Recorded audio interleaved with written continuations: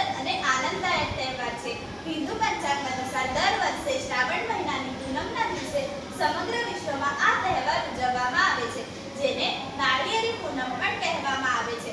આ દિવસે બહેન પોતાના ભાઈના કપાળમાં કુમકુમનો તિલક કરી તેના જમણા હાથમાં રેશમનો દોરો એટલે કે રાખડી બાંધે છે. રક્ષાબંધન પાછળ એક ખૂબ જ પૌરાણિક વાર્તા જોડાયેલી છે.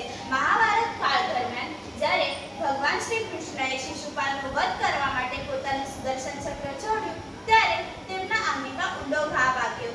ત્યાં હાજર દ્રૌપદીએ આ જોઈને ક્ષણભર પણ વિચાર કર્યો નહીં અને પોતાની કિંમતી રેશમી સાડીનો એક છેડો ફાડી શ્રી કૃષ્ણની આંગળી પર બાંધ્યો. તેથી લોહી વહેવાનું બંધ થઈ ગયું.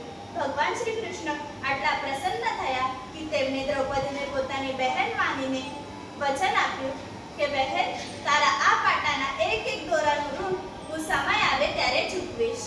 પાછળથી જ્યારે કૌરવોની સભામાં દ્રૌપદીનું ચીરહરણ થઈ રહ્યું હતું ત્યારે ભગવાન શ્રી કૃષ્ણએ અનંત સાડીઓ પૂરી પાડી અને પોતાની બહેનની લાજ બચાવી.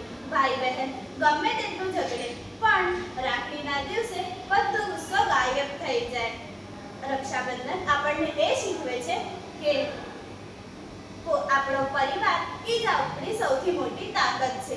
બહેન બાંધે રાખડી ને ભાઈ આપે વચન.